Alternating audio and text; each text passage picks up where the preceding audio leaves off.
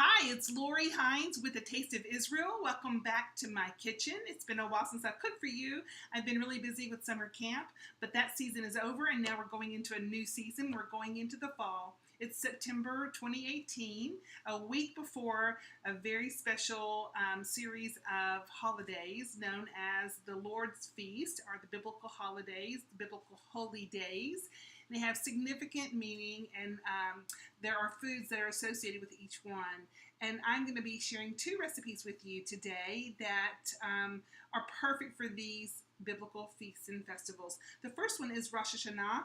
It is coming up in about a week, and some of the other names for this biblical festival are Feast of Trumpets. It's also called the Jewish New Year. And some of the foods that are symbolic for this holiday are honey and apples, because it's a traditional greeting to greet people a sweet new year. And so they eat sweet foods or apples dipped in honey to symbolize the greeting and the well wishes for a sweet new year. So I'm going to be sharing with you my favorite recipe, or my recipe of a honey apple cake. Now, my recipe is different than a lot of honey apple cakes because I don't use the bee honey as you may have seen in some recipes. I use a very special honey, if you will. It's really date syrup, or Ceylon, and it's from Israel. And this is the date syrup that I use. It's organic Ceylon, and it's made from medjool dates. And I get this amazing ingredient from a company called Blessed by Israel. That's Blessed by B-U-Y Israel, and you can find them on Facebook. They have a website. I highly recommend. I buy 2 and 3 jars at a time. It's straight from Israel. It's organic, and there's no other syrup like it. And legend has that this is actual honey that is referenced in the Bible when God calls Israel the land of milk and honey. It's got a very earthy flavor. It's really yummy. It's different and it's unique. So I hope that you make this and enjoy it. So let's get started. The first thing I have here is my mixer. I'm going to whisk up some eggs. It's going to be noisy for a second.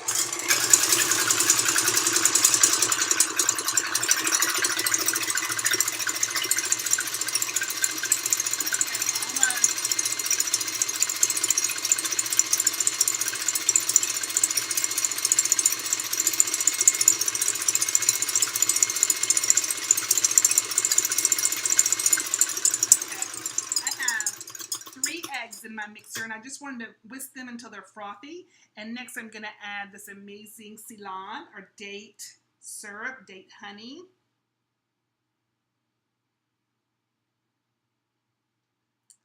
And I'm going to post the recipe with this, so don't worry about catching the measurements just yet.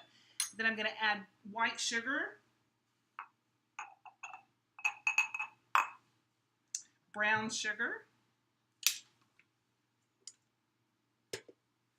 going to add some canola oil, and I'm going to add a splash of vanilla. Mix that up.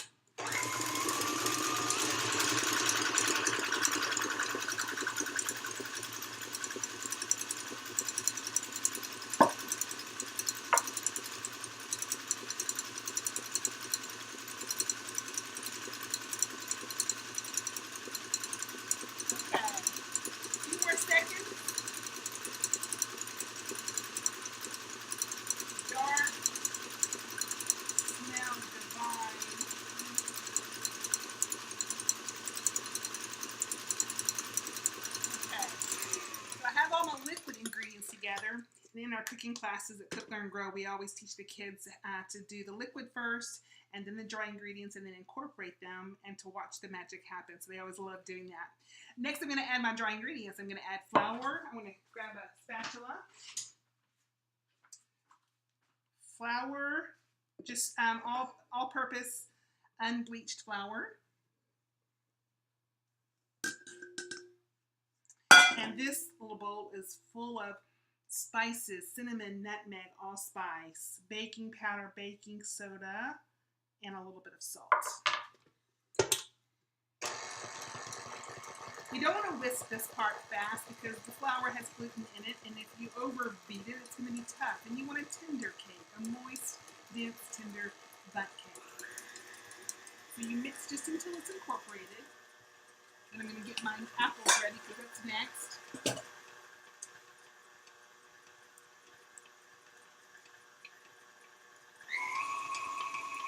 Stop. You want to scrape the sides of your mixing bowl down, whether you're using an electric mixer or a bowl and hand mixer the old-fashioned way. It's looking yummy.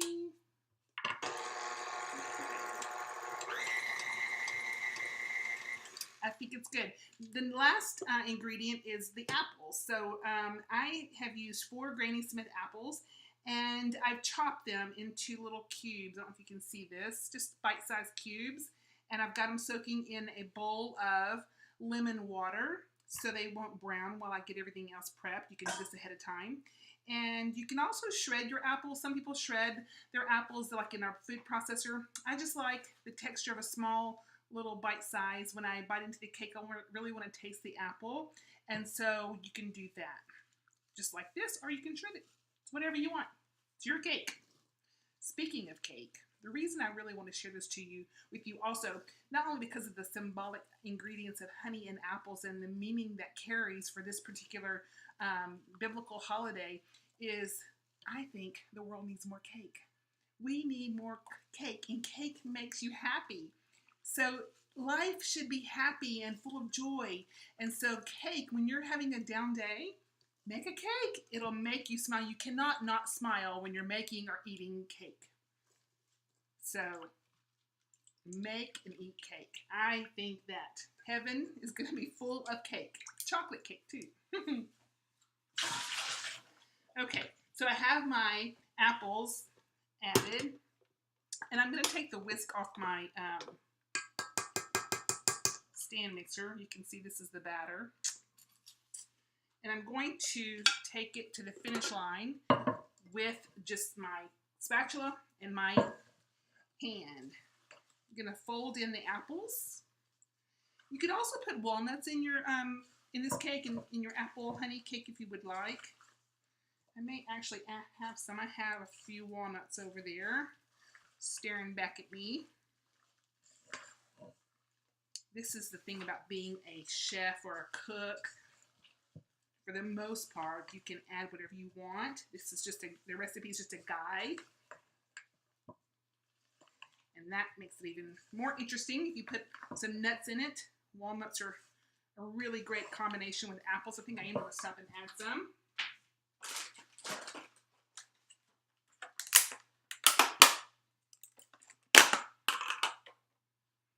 I love walnuts. I'm a bite. Yeah, good. Just want to chop some really quickly. You can either chop them by hand, or you can really just break them into large pieces, whatever size you want.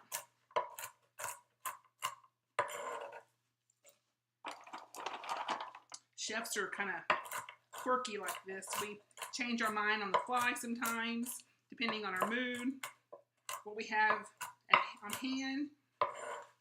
Last minute changes are common. All right, I think I'm going to put a few more, and then we're going to pour this baby into the pan and get it in the oven, because we want some cake. Yummy. If you can smell this, oh my goodness. It smells so good. Spices, Ceylon. It's earthy. It smells like the earth, you know, just really rich flavors. Okay, looking good here. Woo! Cake coming up soon. All right, let me get my bundt pan. I've already sprayed it with some non-stick spray. So I'm gonna put it in. Can you see this? Look at that. That is so pretty.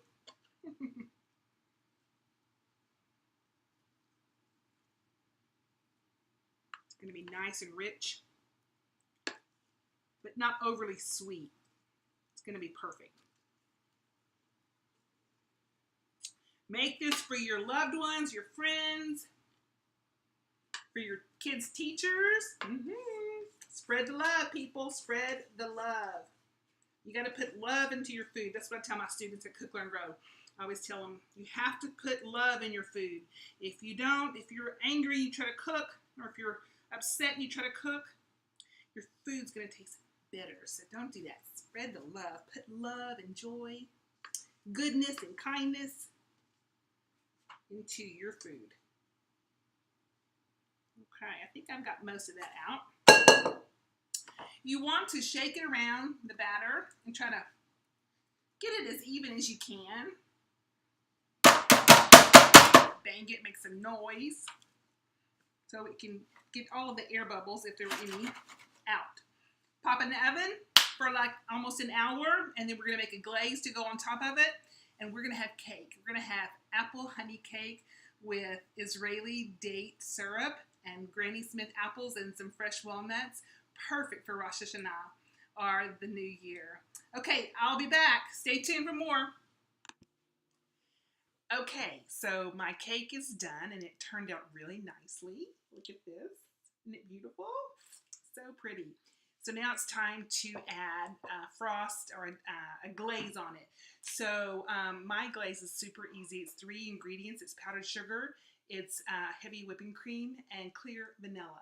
You could also add a sprinkle of cinnamon if you wanted to continue on with the spice theme or the spice flavor, but I just kept it simple.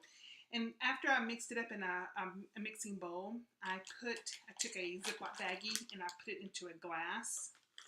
And I took the edges of the Ziploc baggie, the top edges, and I folded it over the edge of a cup of this glass to create a container to hold the bag in place while I poured in the glaze. And then take it out, and I've created myself like a little piping bag. You don't necessarily have to have a professional piping bag to do this. If you've not seen this trick, it's a great hack to use what you have on hand. And then you want to seal it up and press all the air out of it before you actually seal it up. And then you're going to clip off one corner. And I'm going to do that in just a second. I'm going to hold off on that. Before I put the frosting, the glaze on, I want to show you this cake here again. And what I'm going to do, I'm going to take a small sifter and just some powdered sugar, and I'm going to sift the very top of the cake just to create a base so that it'll help the glaze stick on it. Let me show you. Okay. So you just want to do gently. This will make a mess, so if you want to put your cake on top of a baking sheet, you can do that. And you just gently go around and sprinkle or dust the top of your cake. Again, so this creates like a little foundation that will help the frosting that I'm about to put on stick better. Okay, I think that's just pretty as it is. We can leave it at that and call it good. Okay, now it's time to do this frosting. Okay, I'm gonna push back some of the frosting so it doesn't make a mess too much. I'm making a hole that's relatively good size so that I can make a nice thick drizzle. I'm kind of twisting it. Oops, and it's coming out. That's okay. Okay. And you want to go in a zigzag pattern and just keep your motion going.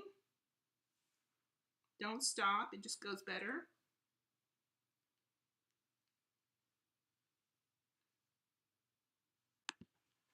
I'm so excited. It's here. It's done. Ta-da! Apple Ceylon or honey cake with walnuts. Perfect to make you happy and perfect for Rosh Hashanah or to brighten anyone's day. So from my kitchen to yours, I wish you a year of health and prosperity and happiness. Enjoy.